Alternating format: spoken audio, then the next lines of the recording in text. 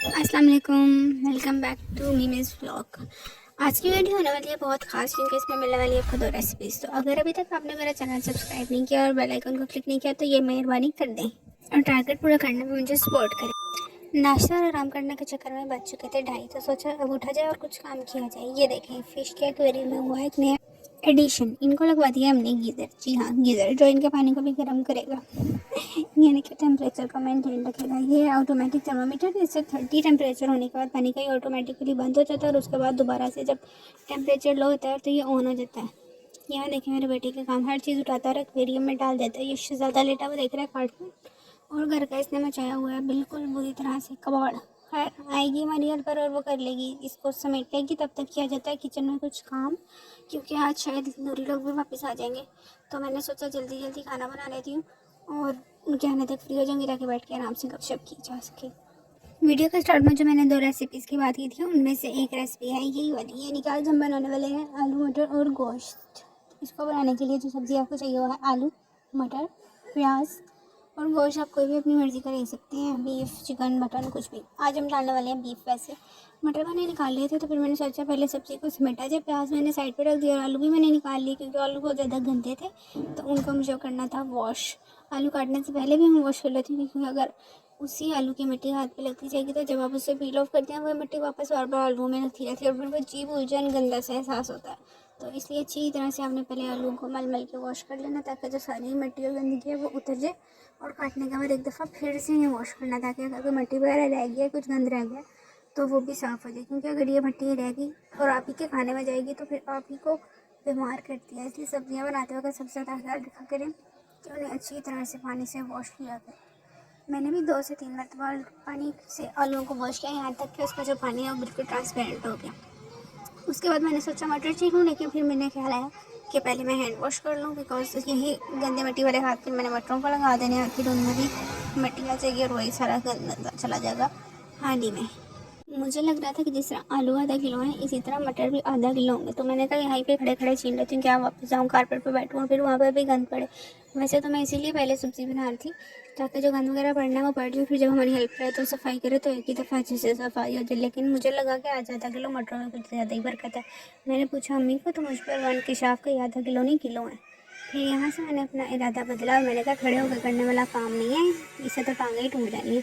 तो फटाफट से मैंने जो है वो बीफ निकाला फ्रीज़र से और उसे डीप फ्रोस्ट होने के लिए हल्का सा गर्म पानी खोल कर उसके नीचे रख दिया, क्योंकि अगर फ्रीज़र से गोश्त निकाल के डायरेक्ट उसे पकने रख दिया जाए तो फिर वो अकड़ जाता है, अच्छे से गलता नहीं है, और ना इसके बीच मसाले जाते हैं तो उससे टेस्ट सही से आता है। तो इसलिए पहले मैं उसे डिफ्रोस्ट कर लेती हूँ। फिर मैंने उठाई अपने मटरों को, क्योंकि मटरों की क्वांटिटी माशाल्लाह काफ़ी थी, तो खड़े होकर बननी नहीं थी।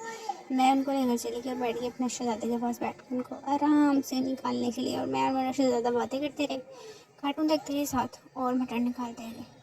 कई दफ़ा कार्टून देखने में बच्चों के साथ अपने मज़ा आ रहा था, वापस अपना बचपन याद आ जाता है। इतनी देर में बातें करते करते मेरे मटर भी निकल गए थे और फिर मैंने सोचा बाकी की सब्जियों को हटा जाए और तैयार किया जाए। एंड टाडा, तैयार। कितनी क्विकली हुई है ना। यहाँ पे मैंने प्याज़ों को बारीक बारीक काट लिया है, अदरक को मैंने ग्रेटर से काट लिया था, हरी मिर्चें, धनिया, आलू मैंने सब काट लिया। आलू के जो साइज़ है वो आपने नॉर्मल रखना है। अब प्रेशर कुकर में डाल लेंगे प्याज, अदरक और इसके ऊपर रखेंगे हम लोग मीट, क्योंकि अगर मीट नीचे का मसाले पर होंगे तो पानी खुश्क हो जाता है, तो फिर सारा मीट जल जाता है। इतनी देर में जिसका था इंतज़ार आ गया वो शाका, यानी कि हमारी हेल्पर। इसको झेलने के बाद मैंने किया मसाले का काम तमाम, सारा कुछ बीच में डाला, 2 गिलास पानी डाले और नमक, मिर्च, हल्दी, धनिया और थोड़ा सा गरम मसाला डाल के मैंने जो है मसाले को रख दिया। ग्लास मैंने जो है वो स्टील वाले बड़े जो ग्लास होते हैं, पाव वाला है शायद आधा किलो वाला, वो आधा किलो वाले 2 गिलास पानी का डाले थे, क्योंकि प्रेशर चलाना था मैंने 20 से 25 मिनट। इसमें पानी खुश्क हो जाए तो फिर सारा मसाला खुद ही गल जाना था। सब कुछ डाल भूल के मैंने जो है प्रेशर को रख दिया बंद करके भरने के लिए। बीफ लिया मैंने, इसलिए इसमें टमाटर नहीं डालूंगी। अगर आप मटन या चिकन है तो फिर इसमें टमाटर भी डालेगा, क्योंकि बीफ ऑलरेडी थोड़ा सा खट्टा होता है। फिर मेरी नज़र पड़ती है एक्वेरियम पर, मुझे ख्याल आता है कि एक्वेरियम का पानी थोड़ा सा चेंज कर देना चाहिए, क्योंकि मुझे किसी ने ये थ्योरी समझाई थी कि अगर आप रोज़ एक बाल्टी निकाल के एक बाल्टी डालते हैं तो इसे आपको बार बार एक्वेरियम साफ़ नहीं करना पड़ेगा। बहुत साफ़ पानी यानी कि उतना गंदा नहीं होता जितना हमारा एक ही हफ्ते के अंदर हो जाता है। तो मैंने एक बाल्टी निकाल के 2 बाल्टियाँ डाली और मछलियों बेचारियों का सुकून, उनका घर, सब कुछ उसमें हलचल पैदा करती है। ये देखें सारा कुछ उल्ट पुलट हो गया बेचारों को। खैर वो अब मैं सही कर देती हूँ सब कुछ। लेकिन मुझे ये वाली थ्योरी अभी पता नहीं, कुछ समझ नहीं आ रही। मुझे तो नहीं कोई इतना खास फ़र्क महसूस हुआ। अगर आपको हुआ तो कमेंट सेक्शन में कमेंट करके ज़रूर बताइएगा कि क्या ये ठीक है एक बाल्टी वाली थ्योरी। उतनी देर में जो है वो मेरा प्रेशर भी सीटी बज पहुँच चुकी थी, क्योंकि 25 मिनट गुजर चुके थे। और ये देखिए बड़ी परफेक्ट टाइमिंग थी 25 मिनट की, क्योंकि पानी भी जो ऑलमोस्ट खुश्क हो चुका था, गोश्त निकल चुका था और प्याज निकल चुके थे। प्याज को आपने जो है चम्मच की मदद से मैश कर देना, ताकि वो जब हम शोरबा बनाए तो वो खड़े खड़े बीच में ना चला रहे हों।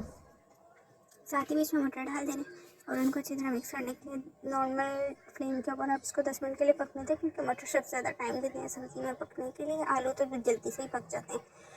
10 मिनट बाद जब आप दोबारा देखेंगे तो पानी खुश्क हो जाएगा। उसी वक्त आपने डाल देना हरा धनिया, मिर्ची और आलू भी, और फिर इन सबको 5 मिनट मज़ीद पकने दें, जब तक मसाला भूनने वाला ना हो जाए। तकरीबन सब कुछ साथ साथ भून जाएगा तो ये कि मसाले का टेस्ट जो है वो सारी सब्ज़ी में आ जाएगा। अगर आप सिर्फ शोरबे के टाइम पे आलू डाल के पकाएंगे तो फिर उतने मज़ेदार आलू नहीं बनते, वो ऐसे ही लगते हैं जैसे उबले उबले हुए हों।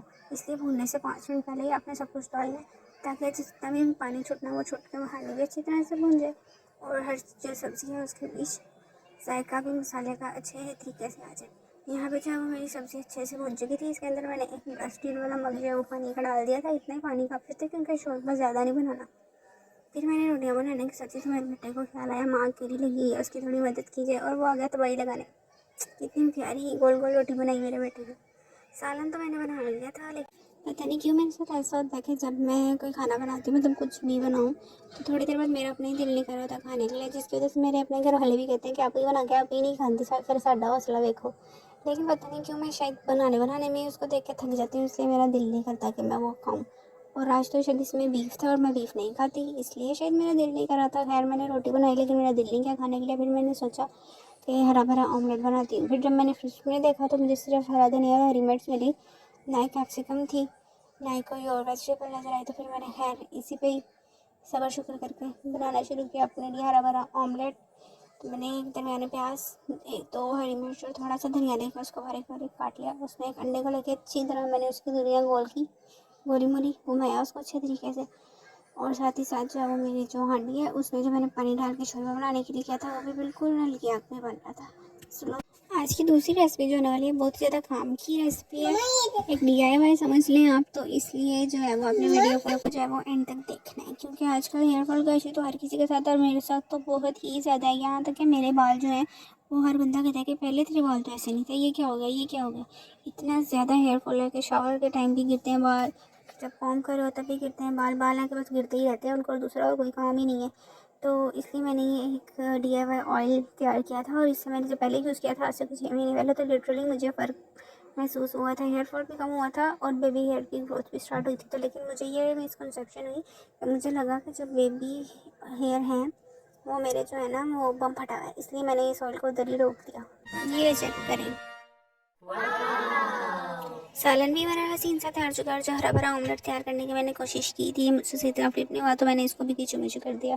काकू का खाना भी मैंने गर्म कर लिया और अपने लिए भी रोटी बना ली। अब इसके बाद पहुंची मैं कोलो की दुकान पर। उस बार का मुंह को देख के मुझे महसूस हुआ कि अभी ताज़ा ही ऑयल निकाल के शायद मुझे दिया जाएगा, लेकिन नहीं, मुझे मिला बंद पैकेट में मिल ऑयल, जो कि 500 रुपये का एक पाव था। मैंने लिया नारियल का ऑयल और उसके बाद मैंने लिया ये इंग्रेडिएंट्स। वीडियो को यहाँ पे पोस्ट करके आप ले लें स्लेट्स का स्क्रीनशॉट, क्योंकि एक पाव ऑयल के लिए इतनी ही इंग्रेडिएंट्स की मिकदार आपको चाहिए होगी। और कोशिश आपने करनी है किसी ऑथेंटिक शॉप से आप ये लें, क्योंकि पहचान तो हमें जड़ी बूटियों की इतनी होती नहीं है। तो ये ना हो कि कोई आपको कोई घर जड़ी बूटी जो है वो उसी नाम की कहकर पकड़ा दे और उल्टा फ़ायदे की जगह जो है वो नुकसान हो जाए। तो मैंने एक अच्छी सी पंसार की शॉप ढूंढी और वहाँ से सब चीज़ें लेकर मैं आई घर, क्योंकि मैंने पहले भी ली हुई है, इसलिए मुझे अंदाज़ा था। तो ये जो नारियल का ऑयल मैंने लिया था ये जमा हुआ था, जो पतीली में ऐसे नहीं निकल रहा था, तो उसको मैंने माइक्रोवेव में 30 सेकंड के लिए लगाया और ये बड़ा मज़ेदार किस्म का मेल्ट हो गया। इतना बड़ा एलोवेरा का टुकड़ा आपने ले लेना है, फ्रेश लेने की कोशिश करनी है। मैं भी लेकर आई थी इसको ऊपर अम्मी के पौधे में से। तो मैंने इसको वॉश कर लिया और मैंने इसको छील के इसमें से सिर्फ गूदा लेना था, लेकिन ये कोई इतना ज़्यादा हेल्दी वाला नहीं था। तो मुझे फील हुआ कि मुझे इसको ना छिलके के साथ ही काट के बीच में डाल लेना चाहिए, ताकि जो है वो पूरे इसके न्यूट्रिएंट्स जो हैं वो ऑयल में शामिल हो जाए। इन सब चीज़ों की न्यूट्रिएंट्स से तो हमें ऑयल में जला के शामिल करना है, तभी तो हमारा ऑयल जो है वो बालों के लिए हेल्दी बनेगा। तो मैंने पहले अच्छी तरह कोशिश की कि मैं इसके खाली गूदे से काम करूँ, लेकिन नहीं, मेरी फिर तसल्ली नहीं हुई। इसलिए मैंने जो है पूरे उस पीस के टुकड़े करके डाल दिए और ऑयल जो मेरा पिघल चुका था उसको भी मैंने अच्छी तरह निचोड़ लिया, क्योंकि वही बड़े पैसे खर्चे हुए थे मैंने, इसलिए मैंने कतरा भी नहीं छोड़ा। ऑयल डाला तो मुझे फिर अम्मी ने बताया कि जो सा ऑयल तूने उस दिन आंवला का बनाया था वो भी पड़ा हुआ, वो भी डाल लो। तो मैंने कहा हाँ, क्योंकि मुझे नारियल का खालिस ऑयल जो है ना वो बेयर नहीं होता, मुझे बहुत ज़्यादा हेडेक स्टार्ट हो जाती है। इसलिए मैंने आंवला के ऑयल में ना मेथी के बीज और सरसों के बीज जलाए हुए थे, तो मैंने वो भी बीच में डाल दिया। तो अगर आपके पास नहीं है तो आपने वो उसके बिना ही जो है ना, जब ये ऑयल तैयार कर रहे हो ना, आंवला का ऑयल अगर आप नहीं मिक्स कर रहे तो भी इसमें हमने मेथी के बीज और सरसों के बीज शामिल करने हैं मैंने, क्योंकि पहले से ऑयल में जलाए हुए थे, इसलिए मैंने खाली ऑयल डाला, बीज नहीं डाले। बाकी सब इंग्रीडियंट्स जो आप लेकर आए थे वो एज इट इज़ बीच में डालने हैं। और जो आंवला था ना वो अंकल ने मुझे दे दिया था साबुत, जबकि मैंने उन्हें बोला था पाउडर। तो वैसे पाउडर ना भी मिले तो खैर है, साबुत ला के भी आप घर से चटुवटे की मदद से जो है उसको तोड़ सकते हैं। मैंने भी ऐसे ही किया, लाकर उसको तोड़ा। थोड़ी मुश्किल तो हुई, लेकिन ये है कि आसानी से टूट गई। और 1 चम्मच ले लेनी है अपने कलौंजी, क्योंकि कलौंजी में होती है शिफा हर बीमारी के लिए। तो जाहिर सी बात है हमारे हेयर फॉल के भी जो मसले हैं वो भी इससे हल होंगे। 1 मैंने से इसके प्याज लेकर उसको मोटे मोटे क्यूब्स काट लेने हैं। एलोवेरा के टुकड़े किए हुए हैं, और ये जो आंवला था उसको तोड़ा था मैंने। ये सब कुछ भी मैंने ऑयल में डाल दिया। अभी मीडियम फ्लेम पे इसको रखेंगे। और अभी तो ऐसे फील हो रहा है जैसे कि चीज़ें ज़्यादा और ऑयल कम है, लेकिन नहीं, जैसे जैसे ये पकती जाएंगी तो ये चीज़ें नीचे बैठ जाएंगी और ऑयल खुद ब खुद ही जो है वो ऊपर आता जाएगा। लो फ्लेम पे इसको रख देंगे, और जैसे ही इस तरह से बॉयल होना शुरू होगा ऑयल, हमने आग इसकी बिल्कुल हल्की दम वाली कर देनी है और इसको पकने देना है। अंटिल आपने इसका इतना ध्यान रखना है कि ये जो प्याज आपने डाला है ये जल के काला हो जाएगा ना, तब तक आपने हल्की सी आंच पे सबको पकाना है, ताकि सब इंग्रेडिएंट्स के जो न्यूट्रेंट है वो अच्छी तरह से ऑयल में शामिल हो जाइए। देखें सब कुछ मेरा जो है इंग्रेडिएंट्स जो मैंने इसमें डाले थे वो सब इस वक्त अच्छी तरह से इसमें पक चुके हैं। अब मैं इसकी आग बंद कर दूँगी और किसी स्टील के बर्तन में इसे मैं जो है स्ट्रेन कर लूँगी। आपने भी स्टील के बर्तन लेना, प्लास्टिक का लेना, क्योंकि ऑयल होगा बहुत ज़्यादा गर्म, तो गर्म चीज़ डालने से जो है वो प्लास्टिक श्रिंक कर जाता है, चीज़ भी वेस्ट होगी और बर्तन भी वेस्ट होगा, फिर अम्मी को लोनी है ताड़ी सारे दी इज्जत। इसलिए पहले ही करना है ख्याल और स्टील का बर्तन लेना है। और स्ट्रेन करने के साथ साथ जो सारी आपके वो जड़ी बूटियाँ थी वो भी स्ट्रेनर के बीच आती जाएंगी, तो उनको भी आपने आराम आराम से डाल लेना है। देखिए मैंने भी लगाई थी दवाई तो लगनी है, गन तो भरना ही पड़ना है, क्योंकि भाई ये काम हो रहा है तो फिर खिलाना तो पड़ेगा। खैर सारे इंग्रेडिएंट्स को आपने स्ट्रेन के बीच में रख देना, क्योंकि जाहिर बात है इन्होंने भी कुछ ऑयल जो है वो सॉक किया होगा, तो जिस थोड़ी देर इसको पड़ा रहने देंगे तो जितना भी ऑयल इसमें से निकलना है वो निकल के टिप टिप आपको जो बाकी का कंटेनर है, कंटेनर में ऑयल है उसमें जमा होता रहेगा। इसको ठंडा करने के बाद आपने जिस भी कंटेनर में डालना है डालिएगा। अगर तो आपके पास ग्लास में जा रहा है तो ठीक है, और अगर आप मेरे साथ प्लास्टिक की बोतल में डालने वाले हैं तो फिर इसको प्लीज़ अच्छी तरह से ठंडा होने दें, वरना फिर वही होना है कि बोतल श्रिंक हो जानी है और ऑयल भी गिर जाना है और बोतल भी वेस्ट हो जानी है। 15 से 20 मिनट के बाद जब ये मेरा ऑयल नीम गर्म हो चुका था तो मैंने इसको हल्का हल्का प्रेस करके अगर इसमें से थोड़ा बहुत जो ऑयल निकालना था वो निकाला। और ये देखिए मेरा ऑयल अब तैयार है। इसके इसमें थोड़ी बहुत जड़ी बूटियाँ मेरी गिर गई थी, लेकिन अगर आप चाहें तो इसको एक दफ़ा दोबारा स्ट्रेन कर सकते हैं। करना हो तो मैं तो नहीं करूँगी, क्योंकि इन्हीं से तो हमने ऑयल तैयार करिए बीच में डालना चाहिए, तो कोई इतना इशू नहीं है। वही मेरी डाबर आमला वाली जो बोतल रखी हुई थी उसी के बीच में मैंने इसको दोबारा से रिफ़िल किया एक फ़नल के ज़रिए। मेरी एक बोतल जो पूरी है वो डाबर आमला वाली भर गई थी, थोड़ा सा बच गया था ऑयल फिर भी, और फिर वो मैंने इस ग्लास के जार में डाल दिया था, क्योंकि वैसे भी हेयर ऑयल लगाने मसाज से पहले जो है ना उसको हल्का सा गर्म करना होता है, तो वो मैं गिलास के जार में ही करती, तो इसमें बाकी ऑयल मैंने डाल दिया था। टोटल एक्सपेंस था 800, और 800 में ये एक बोतल और एक जार था।